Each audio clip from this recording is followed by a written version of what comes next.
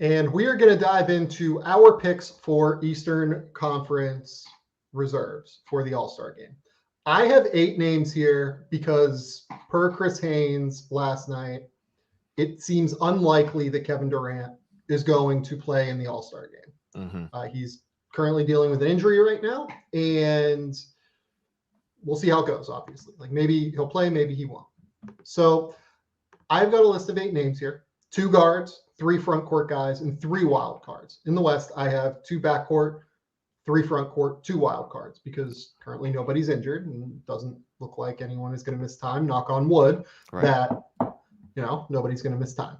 So, okay, I want to start by in the East by going through guys that I just like no question put on the team. I had no real questions about Zach LaVine.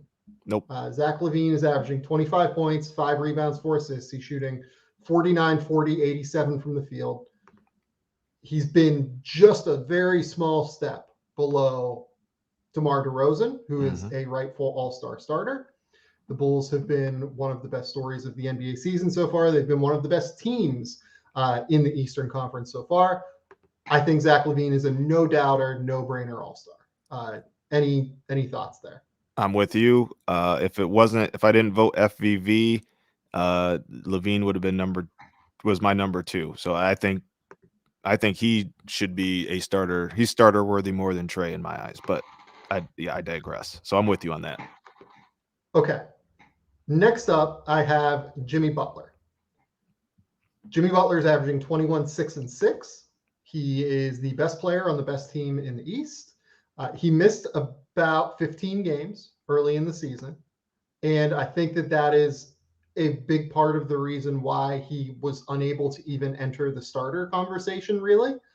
But I think he is, given his defensive ability, given his shot making, given how he's just kind of the identity of the best team in the East. Yeah. And also that he's been able to carry Miami on this run here lately, while Bam Adebayo has missed some time throughout the course of the season. He's a no-brainer all-star to me, and he will be in the front court. Agreed. Like you said, best player on best team. The way he's been playing lately, even beginning of the season, just when he missed all those, just because he missed all those games, like we should probably have Jimmy Butler MVP conversations. I don't think he'll win it, but he should be in the discussion, especially with how he's been performing as of late. He's no-brainer. I felt bad leaving him off the starter. I usually like to have somebody from the best team, but he missed too many games. But yeah, he's been a monster. He's been Jimmy. The last guy here that I have as a no-doubter is James Harden. And I thought about putting him into this next bucket of players who's like kind of competing for essentially 4 spots, right? Yeah. 5 spots counting Kevin Durant. But you look at what he's done over the course of essentially since the calendar turned. I mean, he's basically back to being James Harden. Like he's averaging 26, 11, and 8. He's shooting 44 from the field, 34 from 3, and 85 from the line. He's been a bit less efficient than what he typically is, but like I feel like James Harden it's hard to get past 26, 11, and 8 over the course of essentially half the season if you want to push it back and include the previous games before that. So to me, James Harden probably has to be on the team, even though I have some reservations in a way that I typically don't with James Harden. I'm glad you said that last part, because I was actually talking with Vinny Goodwill when we were just discussing our ballots, and we both were just kind of over Harden just based on how he started the year and just really half-assing it. Like it was bad. Like there's no other ways. Like it was just really bad, and I didn't want to reward that personally on my ballot. But he has played very well as of late. I think he should be a reserve.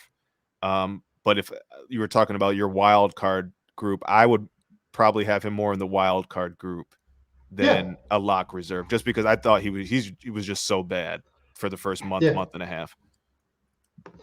Okay. So my next group here, we have essentially 5 spots remaining, including the Durant injury. I've got at the guard position, Fred VanVleet, Darius Garland, LaMelo Ball, Bradley Beal. In the forward positions, Jason Tatum, Jaylen Brown, Pascal Siakam, Miles Bridges, Domantas Sabonis, Jarrett Allen, Chris Middleton. It's a joke. I mean, Yeah. it's honestly a joke. Like that team might beat the starters. It's insane. Yeah. They're so good. Like Yeah. they are. This is like an absolute bloodbath. To have to pick 5 guys of that group is exceptionally difficult. Super. The first guy for me, was the guy who was a starter for you, Fred VanVleet. Okay. I wanted to reward Fred VanVleet. He's been one of the best defensive guards in the NBA this season, in addition to being one of the best lead guard scorers, creators in the NBA. To me, so the conversation that I've seen has centered often around Darius Garland and Fred VanVleet. People look at Darius Garland's passing and try to make a case for him over Fred based off of that. The level to which Fred is a better defender than Darius Garland just kind of supersedes all of this. Like, yes, Darius is a slightly better passer than Fred VanVleet is. Fred is one of the 7 or 8 best guard defenders in the NBA, and Darius Garland is a below average defender. Yep. So I have Fred VanVleet over Darius Garland. I have Fred VanVleet locked into one of my wild card slots. I would imagine that you don't really have you don't have a argument with that, given that you voted Fred VanVleet as a starter. Nope. I love it. I think he deserves playing nearly 40 minutes a night, having his most efficient season. Like you said, one of the best defenders and guard defenders in the league. No beef at all. I was hoping Fred got the starter spot. Okay, let's go to the forward spots, because this is where I really struggle. We've got Tatum, we've got Jarrett Allen, Domantas Sabonis, Pascal Siakam, Jaylen Brown, Miles Bridges, Chris Middleton. It's a big group. Yeah. The top guy for me on that list was Jason Tatum. I have him. I know he's not having the most efficient year, but he's been pretty good defensively. The Celtics, he's averaging 26 points a game, 8.5 rebounds, 4 assists. Mm-hmm. I would still like to see him move the ball a little bit better. I would still like to see him be a bit more efficient. Here's the thing. We've complained about how bad the Celtics are throughout the course of the season and how frustrating they've been to watch. Celtics outscore opponents by 9 points per 100 possessions when Jason Tatum is out there. Jason Tatum is the last part of the problem for the Celtics. Yep. I have Jason Tatum as my number 2 forward, behind Jimmy Butler in this discussion. I'm with you. I like you said. That's why I hate doing a pod with you, because you're so damn smart. Like, I feel like I'm just recycling what you're saying, but yeah, well, like he's the last problem on the Celtics, and he's been putting up good numbers. Again, I think a lot of people like to say part of the Celtics problem, and they give it maybe they bold it a little bit more than it should be, but it is a problem, is the lack of ball movement between the 2 stars and creating for others. But I mean, it's not the greatest roster. They're still figuring things out. Tatum's a monster. I just, like you said, with the Harden, you kind of just look at that statistical threshold. It's kind of hard to leave that guy off. We're going to get into the take experience here coming up. Yes. With one of my picks. Don't worry. I really want to get, not just because the game is in Cleveland, but I think that you need a representative from the Cavs. In some regard, this team is good for a reason. They are 30-19 so far this year at time of recording. Mm-hmm. They are one of the best defenses in the NBA.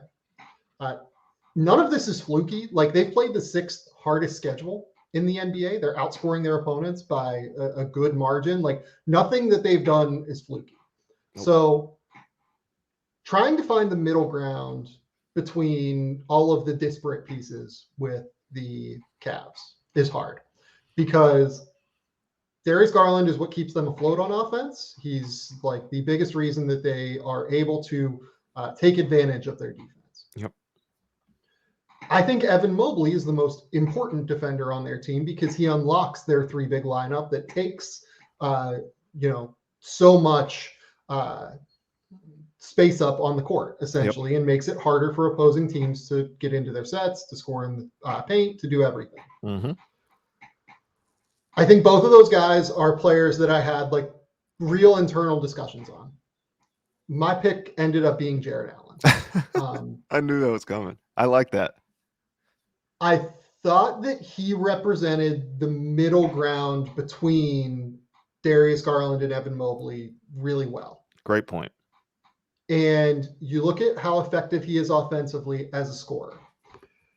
He is averaging 16 points, 11 rebounds. He's shooting 69% from the field.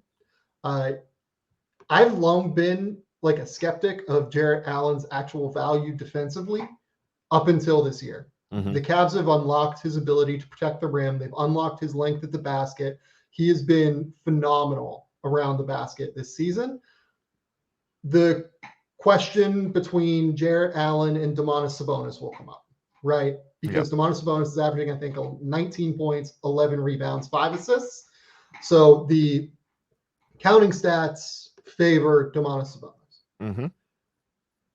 When you watch Indiana, it feels like to me there's like this weird push-pull between Rick Carlisle, like running what he wants to eventually implement, and like trying to utilize some of the stuff that has made Domantas Sabonis so good over the years, like running triple handoffs away from the basket and doing some like mid-posty stuff. Like it feels like they haven't totally unlocked him yet. No. And while the numbers are very good, I don't feel like his impact is quite as felt for me for some reason this year. When I watch the Pacers, look, they're not very good either. Right. Like part of that could be that reason, right? They're 17-32 at time of recording this podcast. So like part of me doesn't want to reward a team that's 17-32. And I know that like the Pacers, a lot of it's just been close games, but like it's also when I watch them, like it just doesn't feel like Sabonis is having quite as good of a year as he has the last couple of years. I agree. And I think what you said, the caveat of the impact, and like, yes, the numbers are really good. But like you have to watch the Pacers to kind of understand. It's like I struggle to put it into words. Like if anybody hasn't watched the Pacers and are like wondering, looking at Sabonis, like how is Sabonis not an all-star? Like if you watch, there's not the fear of God. No, he doesn't put the fear of God in anybody. He puts up good numbers, but I don't think an opposing big man is going in there afraid to guard Sabonis. I don't think they're afraid to take it to Sabonis on the other end. They're working out kinks. That roster is, we've talked about it for, it feels like years now. Like the roster is just weird. Carlisle himself is trying to figure out the best way to use Sabonis. Seems like naturally he wants him to step out and shoot some more threes. Sabonis is kind of reluctant to do it. It's a mess. And this is not to discredit Sabonis's development and where he is as a player. Like I still classify him as an all-star level player, but his impact just has not been the same this year. I don't know. When I think of all-star, I think of does this person put the fear into somebody also? Like, and Sabonis doesn't just seem like a fearful guy this year. Yeah, and look, like we're comparing him to Jarrett Allen. I don't know that Jarrett Allen puts the fear in people, but I think he probably does defensively to some extent. That's where my drive onto the interior. The Pacers are about the same offensively right now, whether Domantas Sabonis is off the court or whether he's on the court. They're better defensively when he's on the court right now because they just hemorrhage offensive rebounds whenever he's off the court. Like it's staggering how bad their rebounding is outside of Domantas Sabonis. And to some extent, I think that like it's worth attributing that value to him. Fair. I just couldn't quite get there with Sabonis. I think that the production from Jarrett Allen and his ability to create space for Darius Garland by being such an impactful roller to the rim, it is close enough to Sabonis's value offensively, even though it does not exceed Sabonis's value offensively, to where, to me, Jared Allen, who has been, I wouldn't quite have him as an all defense big man this year, but he's in the conversation It's damn close, as an yeah. all defense, forward this year, all defense center, whatever he's going to be classified as. I think that exceeds Sabonis's value, and that's why I have Jared Allen as an all-star. And plus, it is nice to have someone from Cleveland, given that the game is going to be in Cleveland.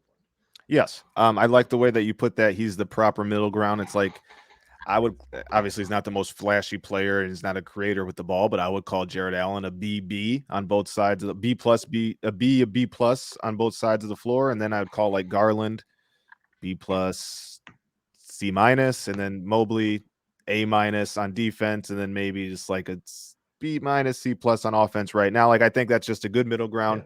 Yeah. Jarrett does everything you've asked of him at a high level. And I think that's important.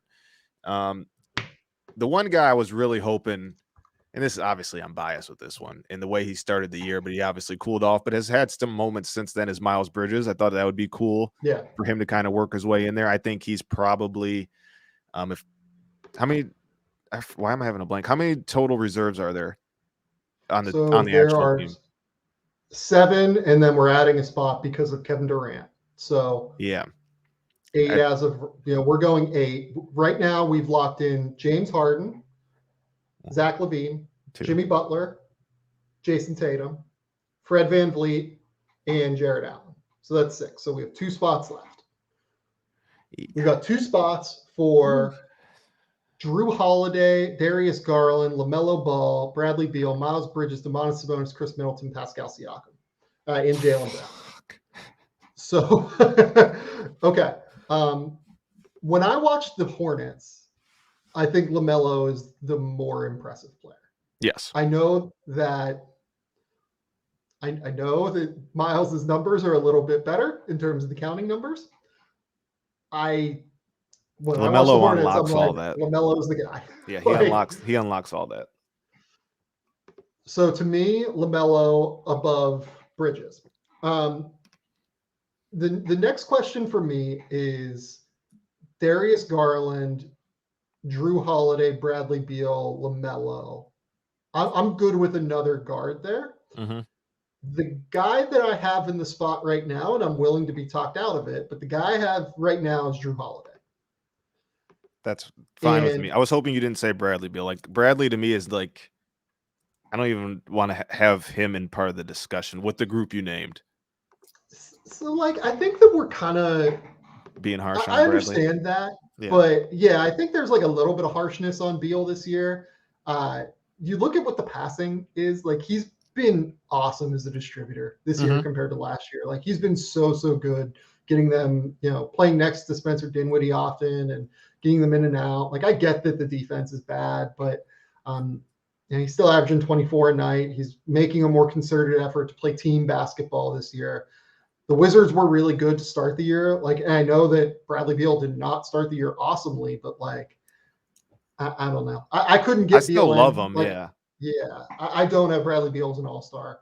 I'm with you. But you start comparing the numbers next to Darius Garland, and they're not far off. Right. Like, they're actually, there's a pretty real case that you should pick Beal over Darius Garland. Right. So that's kind of why I think you have to throw him in.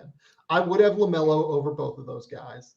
I ultimately went with Jrue Holiday over LaMelo because Jrue Holiday is just such a ridiculous defender. He is averaging 18 points, 5 rebounds, 6 assists, turning the ball over at a very low level. And look, like, you just watch Milwaukee, like, so much of their identity is obviously Giannis, but like Jrue Holiday has slid right into that so well. I personally would have him as Milwaukee's second all-star over Chris Middleton. I think that Drew's been a little bit better offensively this year. Like, Chris isn't having his most efficient season shooting from the mid-range, and obviously isn't nearly as impactful defensively as Jrue Holiday. So when I watch Milwaukee, I think that Jrue is their second best player right now. And then like the defense again versus LaMelo is just like a big difference for me. Yeah, I went Drew Holiday in this other spot here in my second wild card. I like that. You actually talked me into it as you were going, because I would have sounded. I definitely think in my mind and how I tend to vote.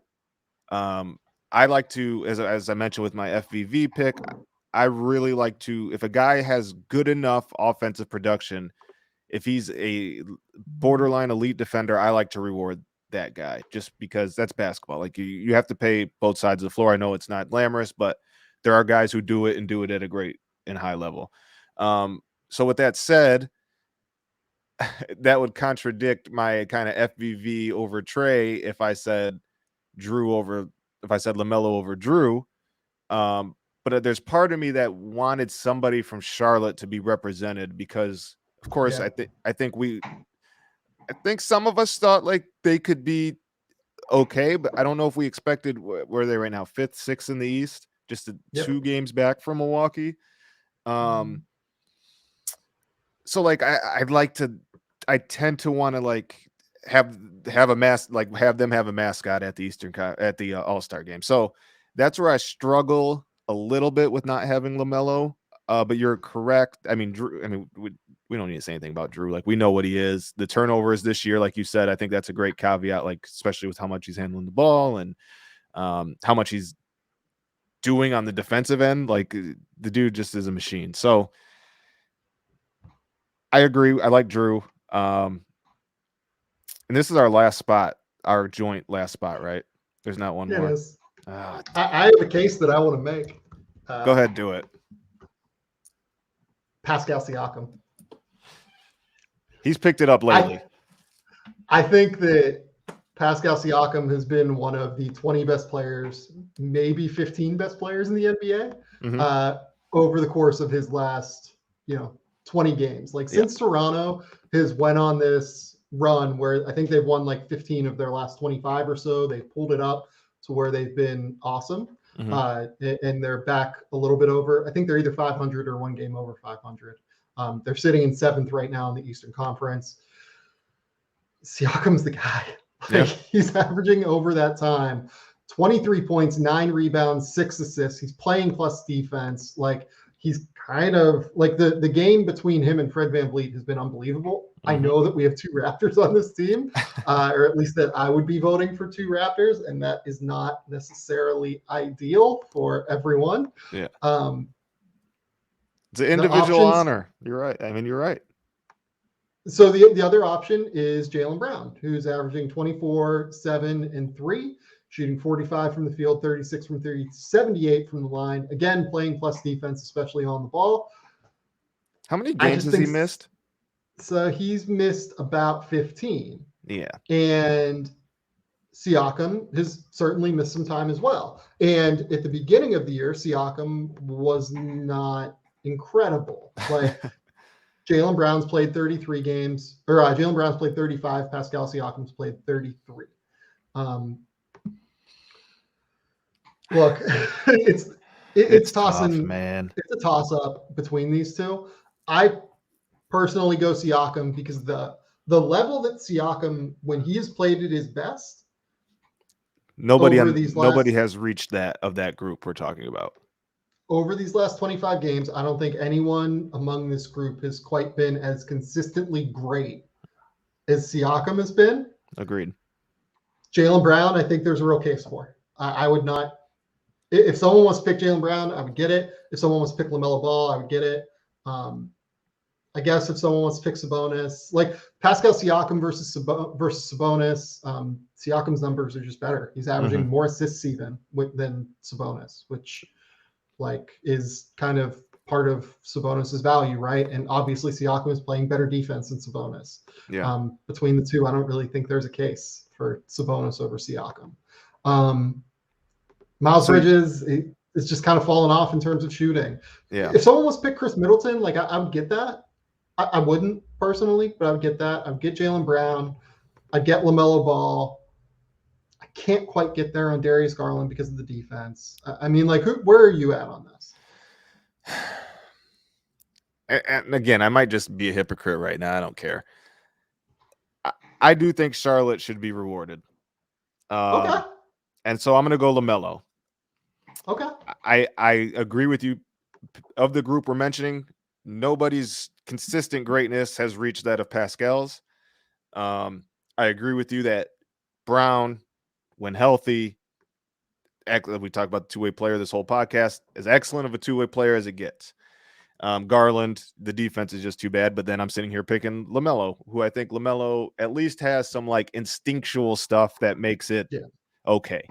But I guess and Drew, I mean, who doesn't love Drew? But as much as this is an individual honor, I still tend to just feel bad if like a team that is overachieving in the eyes of some like isn't represented. So I'm gonna go LaMelo. It's kind of the same reason I didn't have Trey starting, because of how, even though they've won a bunch in a row or they've won a bunch of their last 7 or something like that, they're just underperformed. So I'm contradicting myself and not contradicting myself. I'm just gonna shut up and pick LaMelo. Yeah, LaMelo's averaging 19.7 rebounds, 7 assists. He's shooting 42 from the field, 36 from 3, 89 from the line. I think there's a real case for LaMelo. I don't really have a problem with the pick. He's been great recently as well. It's I think it's totally rational, reasonable pick. Rational. Let's go with that. No, I think it's fine. So are you going Pascal? I'm going Pascal. Okay. You're going LaMelo. I think that's kind of where I'm at on this. Sorry, Drew. Okay. No. We got Drew Holiday. Yeah. So our final Eastern Conference All-Stars here. We got Trae Young, DeMar DeRozan, Giannis Antetokounmpo, Joel Embiid, Kevin Durant. We've got James Harden and Zach LaVine in the backcourt. We've got Jimmy Butler, Jason Tatum, and Jarrett Allen in the front court. We've got Fred VanVleet and Drew Holiday as our wild cards. And then finally, we have Pascal Siakam replacing Kevin Durant in the lineup.